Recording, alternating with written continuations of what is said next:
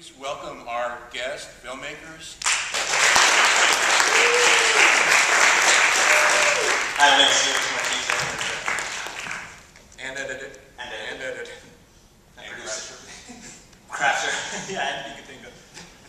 Anyhow, these are all former students. They just recently graduated from our program, so hopefully for those who are thinking about going out and making your first feature, you want to take some notes here.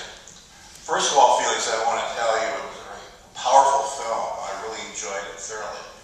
It was so compelling. The story, the performances, the cinematography, the production value, the sound design, everything just came together.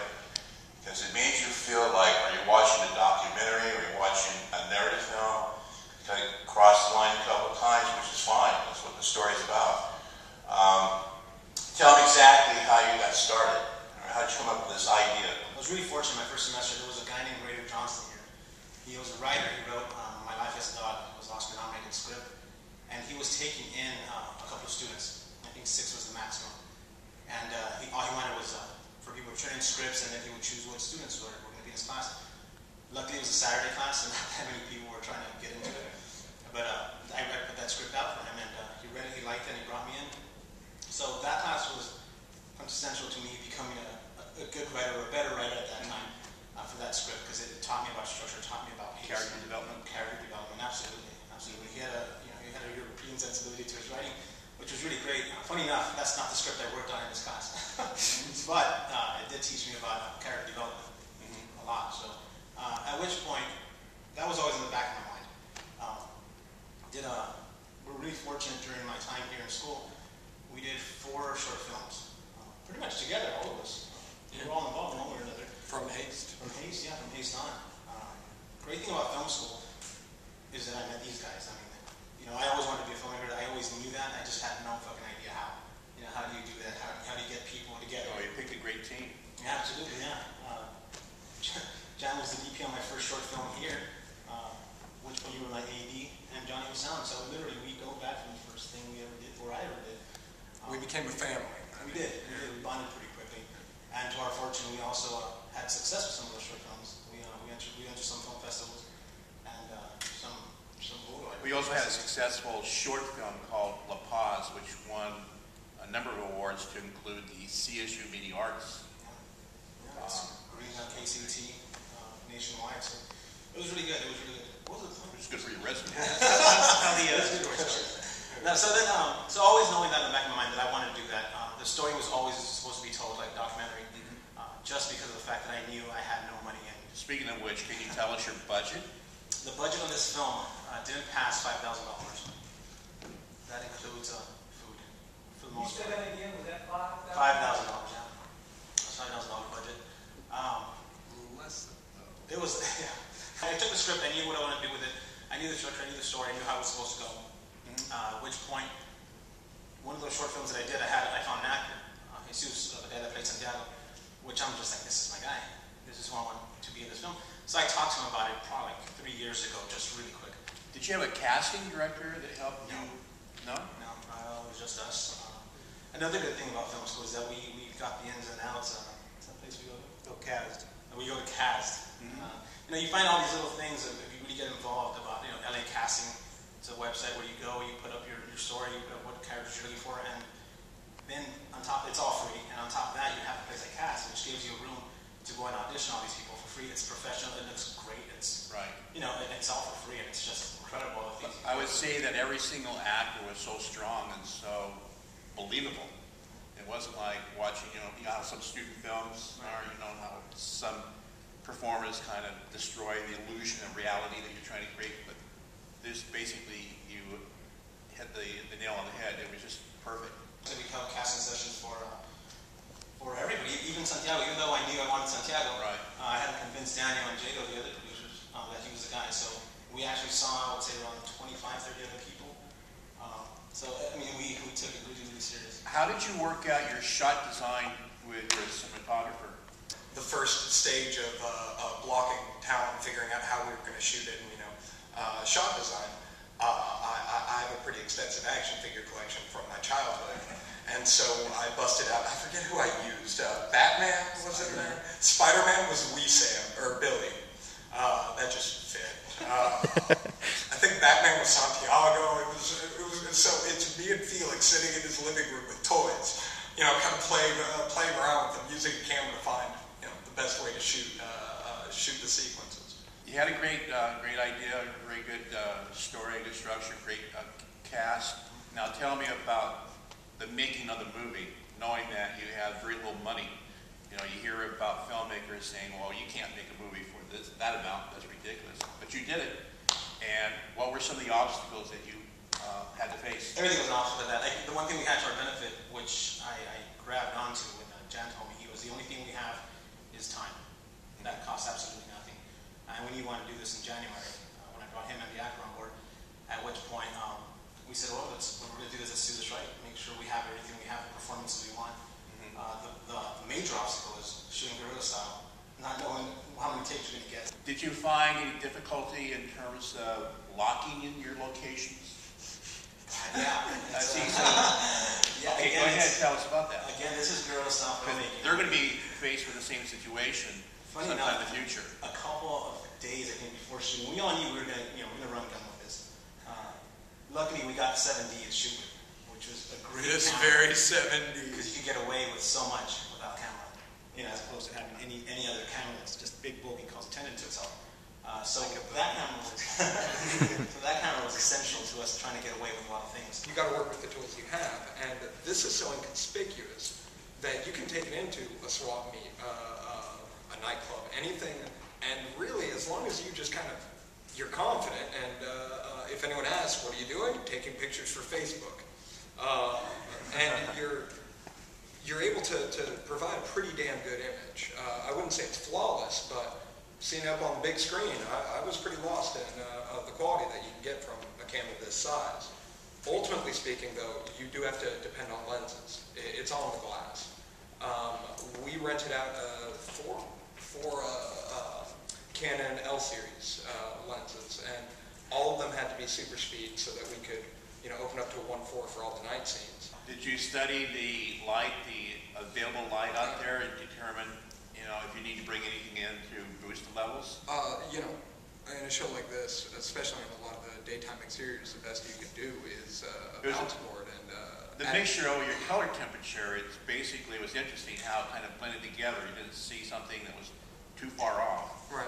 And I guess it has something to do with the coloring part of the filmmaking process. Well, that was the nice part. I knew I was going to be coloring it from the get-go, and when we went into the night scenes, I had to use some ridiculously cheap rigs to light a lot of the exteriors. I actually had a car battery taped to a 1,000 watt power inverter, which would light an RE300 for about 7 minutes.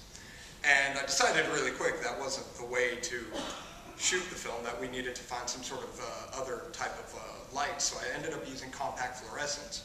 I had to do all this testing, you know, for a month beforehand, and found color balanced compact fluorescence that could run about 8 hours off of the battery. So I got these 4 splitters, so you could have 4 compact fluorescents. It's about 500 watts of light coming out of the thing. So you could get a couple of those up and actually do some pretty decent modeling with the light. But the problem is, you know, we're in the middle of Central Southgate in the wee hours of the morning with no permits and a one-man crew, a one-man G&E crew. So it was me having to set up a C-stand, rig a battery up, and, you know, get everything going, then grab the camera, jump in, and yeah. We call this guerrilla filmmaking 101. A little bit. Having access to equipment makes it easy for you to make the film, but a good film is not based upon the type of equipment you have in your possession. A good film has to start up here. And I think in this case, Felix had a great idea, and he was able to bring everything together, all the elements together, to make a very strong and compassionate film. What did you have to do to make it all work? Basically, it was almost like working like Polish notation or something. You go backwards. So we had this much money. We really had a $3,000 production budget, and you had to go back from there. What did we really need? We needed lenses. We needed, you know, lens rentals. That was like, okay, that's first on the list. And the big thing was getting favors. there was a lot of favors that people came in and helped us out with in terms of That's critical on any low budget film, getting favors. Finding the right car for a particular character. I was fortunate to know somebody that allowed us to use the Santiago's car for a whole month. And so it was really just kind of figuring out what we absolutely had to have, and that was it. And we had to find other ways to do it. Car batteries. We could not afford generators. We couldn't run a generator. What, no HMI? No. None of that stuff. So it's like basically, no, you don't get anything. The one thing that's for sure, we burned every favor we had from everybody, and then some. And then All of them. Parents, grandparents, location. I got favors. Each one of us had like our go-to favors, and it's like we're tapped out at this point. Yeah, I mean, these are little things that happen. Again, I think one thing we all kind of push on is just go out there and do it. Just, I mean, really go out there and do it. And you know, it's those happy actions that happen. I love Sidney Lumet, Making Movies. Read that if you haven't read that. It's brilliant. He tells you everything that I've learned from that guy. I heard from that book has applied to this film. You know, how you're shooting, when you're shooting, what you're shooting, relationship with actors, with crew. I mean, everything is there, and it's one of those things where you have to realize that filmmaking is just a matter of waiting for that happy accident to happen. Right. For that moment where it all just works out. You could plan the shit out of it, which we did. But who's to know that the day we got there, we were going to be shut down like 5 minutes into it. Very fortunate on this shoot to actually be able to get away with a lot of the things we got away with. Let's talk to Johnny Walker, the sound designer, sound recordist. The whole sound department. The whole sound department. What was some of the obstacles you had to face with? Because you had a lot of action, a lot of movement. You had dialogue to record. Did you have wireless? Yeah, my mind was kind of wandering a bit, thinking about one of the rehearsals that I attended for the gun run, because that was good.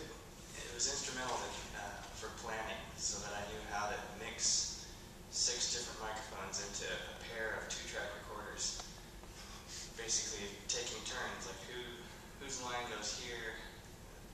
Okay, I can pot him down because this guy's coming up next. Checkerboard in a way. With that whole gun run that he was doing, and you could probably elaborate more, but while he's trying to figure out which one's speaking next, he's running with these 2, sound recorders over his strap and all this stuff with his headphones, and running behind all those guys at the same time to stay within range of the wireless mics. Yeah.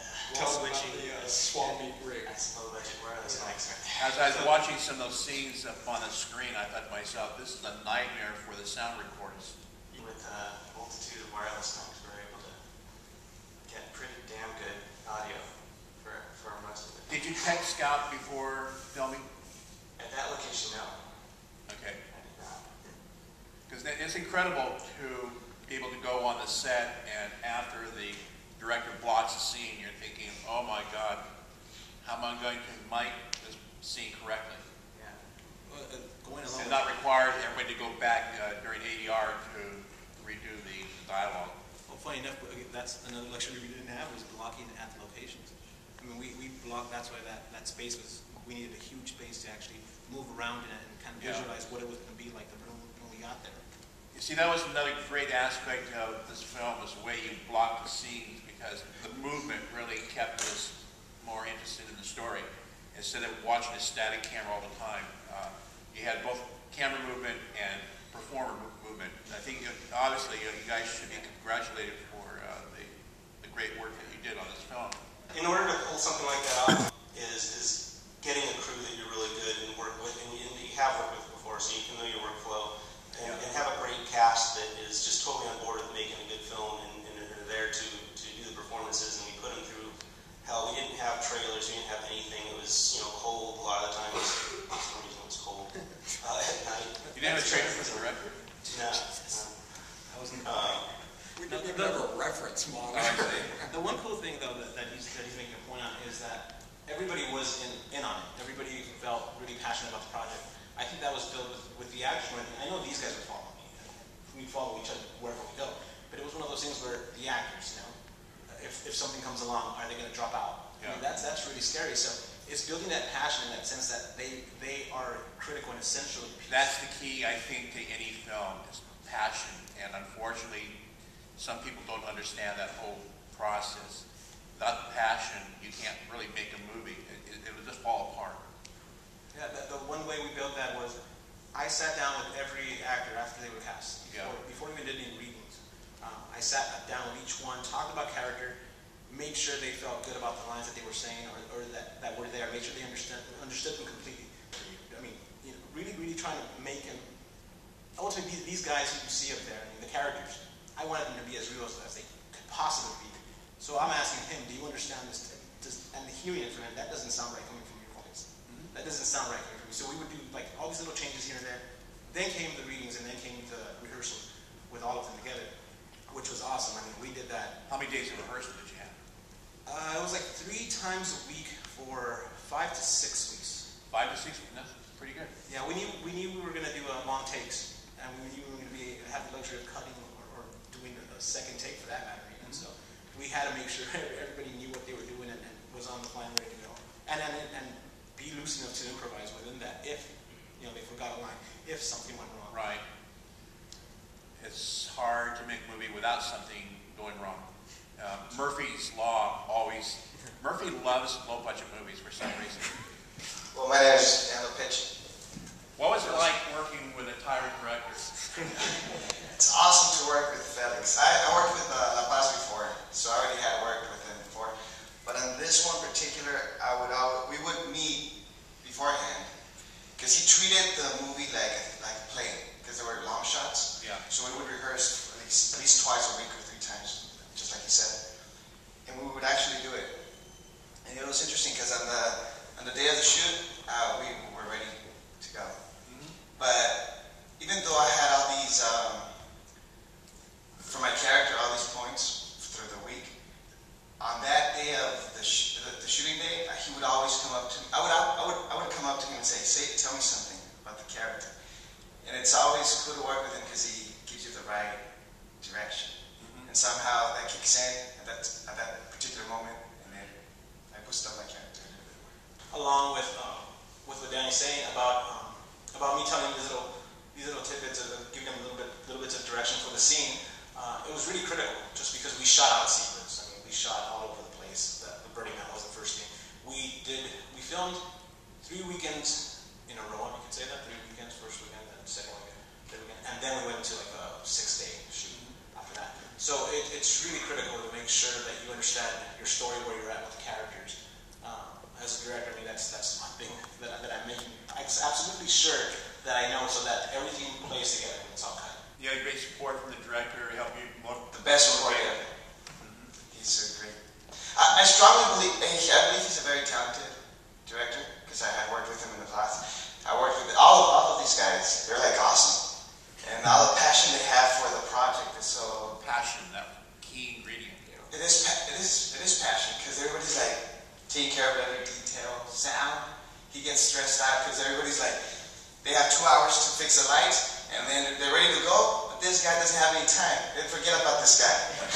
They always forget about sound. That's a current problem on a lot of films. Sound always takes the back seat. And people don't realize that sound is half your film. The thing that we shot was the Burning Man scene. It was really hard to find the right place to position myself to receive all the microphones clean. So we actually moved my position twice. Yeah. I started out in a bedroom on the bunk bed. He was behind the refrigerator, Behind and the then back to the refrigerator. closet, and outside. The closet worked. He'd be inside the closet. But it's like they're doing run-throughs, and they were willing to allow me to readjust. Did you allow the actors to look at the dailies? Or did you have to really have time for dailies, to be honest with you. He would like read. Were they weeklies or monthlies? It was nothing. No, no. I mean, we would check just on there. Again, we had no monitors. We had the camera screen. So we looked at it. I think the Birdie Man stuff, we were just on watching over and over again each take just to make sure that we were out. I mean, it's a small space. That little apartment is as tiny as it looks there. Like Johnny said, he was inside a closet. I was in a bedroom behind the door, and it's only Jan and the actor at that point. So that one I was forced to actually look at the screen because I needed to see what happened. I could hear. Funny enough, though, you got a sense for. I'm sure Johnny would agree with this. Like, what were the good takes just by hearing it? just knowing the pacing, knowing the rhythm that they're all speaking, that you know, everybody's interacting with. I'm like, that was a good take. Even though I hadn't seen shit, that was ridiculous. But I'm like, I could do that's a good take. The last scene was kind of a bitch to shoot. It was probably the last night of production, and we clearly shot in kind of a train station with guns out, and it was the same night that the Lakers had won the championship, and so I mean Southgate was in. Latins love them some basketball, just saying. But we. The streets were being closed down. There are a couple shots in there of police cars, that was all that night. And the plan was, I kept telling Felix, okay, we need to be in, out, a half hour, so we don't get caught, so we don't get... Straight cut to 4 hours later. And, we had to decide to just go back and forth over their shoulders because we kept trying to shoot it in, a linear format, but there were very uninteresting shots there. So we felt that the way the film had progressed up until that point, that seems supposed to be so jarring that it almost aids. The documentary element into the story helped you to cross the line and not worry about somebody saying, hey, you violated the action access line. Oh, absolutely, and I don't feel it deters from the scene. If anything, it kind of gives you a feeling that you're as lost as they're about to be. So. Right. I think that's another important key. One way to avoid attention, especially with the police, is to have a small crew and just have a low profile. I don't think you're going to be disturbed. I mean, if you walked out there with 30 crew members and 4 or 5 big trucks, I think all the police would converge very quickly on your spot. Well, it literally started off. So that's another secret to guerrilla filmmaking. Keep it small, keep it simple. Yes, keep it simple. Yeah, And run fast. One of the first things I was going to say is that 2 days before shooting, we're all ready, we're all prepared, whatnot. Daniel sends me an email about down here. Do you remember that email? Yeah, oh yeah. Yes, from Film LA. From LA? Yeah, someone got caught filming and fined $5,000 or something like that. Yeah. Is that all? $5,000? $5,000, yeah. That's your You own could money? shoot a movie with that. So He sends this to me the day before we're out there shooting the shit. That was the scariest thing ever, man, because you're like, Wow. Well, I felt that we had to take it really seriously, and that can happen. It does happen, and we live in LA, and everyone's filming, and there's a lot of guerrilla filmmakers out there, and so it's a big thing. You can go to another state and film, and they don't even have laws for this kind of thing. What are you going to do with the film? What are your plans in terms of trying to market this film? How are you going to get it to a distribution company? well, now that it's completely finished, now that it's completely locked, we're going to have some meetings with some studios. Right now, Trying to handle it yourself, or are you trying to find an outside agency company to pick it up? we're going to take whatever comes our way. You're starting with the festivals? Yeah, we're starting with festivals. We're going to screen this at the Chicago Latino Film Festival. They've already accepted us in there, and hopefully we get some more. Has it been shown anyplace else? No, you guys are, other than Brian Lane's class, this is the first viewing of anybody that's anybody had. Having had the chance of going through our program and getting your degree, I suppose you got your degrees.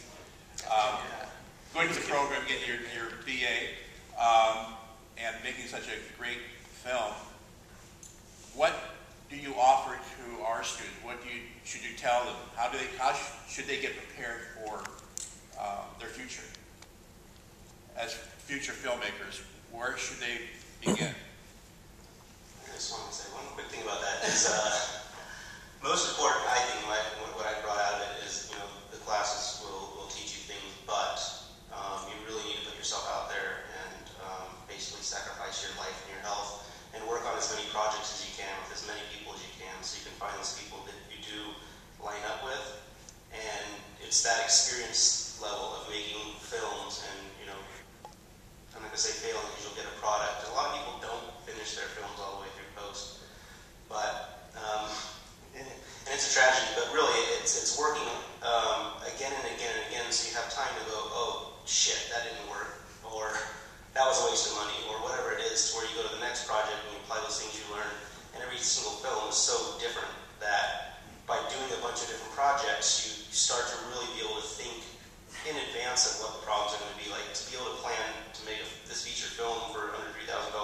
production budget was all those films that we did that kind of made you think way ahead so that you don't get into problems. So then you get better at looking forward and not making mistakes that you might otherwise make, even if you haven't gotten there in that type of experience yet. Just because you just go through the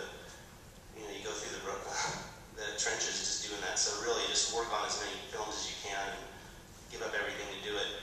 I'd say just as a budding cinematographer, you get trained that everything needs to be perfect. The image quality needs to be as good as it can be, and so on and so forth. And in college, you get to shoot on film, you get a large equipment room and a lot of stuff for free, and you begin to take that stuff for granted. And suddenly you start to think, well, making a film on $3,000 is absolutely impossible. Not going to happen. There's no way to make it look good, and so on and so forth. So, I mean, really, you have to play to your weaknesses. We don't have $100 million. We don't even have 10,000. Use what you have and roll with the punches. I think I'm poorer now than when I was a starving student. But I keep going, and I want to second what Felix said about passion and continually practicing your craft to get really good at it. Because I think the only way you're going to get ahead is by being the best at what you do. My only thing is just be passionate about whatever it is you're going to write, you're going to make. You really have to, two things. The one thing I think that I really got at film school was being open and knowing how to take critique, with your writing. As a writer, I was here as, I wrote a bunch of scripts with plenty of time during film school, but I was really open to taking criticism and taking notes and figuring out what it was they were saying or what it was about my story that wasn't working for somebody, or trying to figure it out. And with that comes, passion. You really have to be involved in what you're doing, whatever it is you're writing. As a writer, you have to be thinking about it day and night. I obsess over film stuff. I'm working on 2 scripts right now. I'm thinking about them all the time trying to figure shit out. And it's slowly, maybe that's just my way. I mean, it slowly comes to me how characters relate to each other, what happens in the film.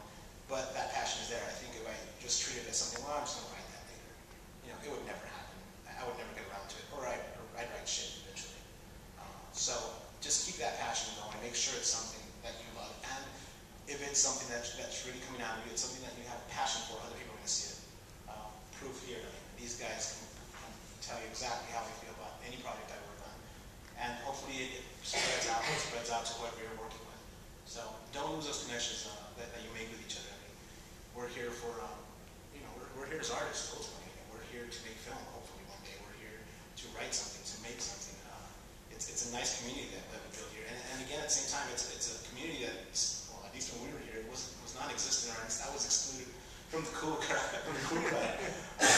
But it is what it is. I mean, out of here I met Johnny, Chan, and Daniel. So you gravitate to whoever is your kind of people.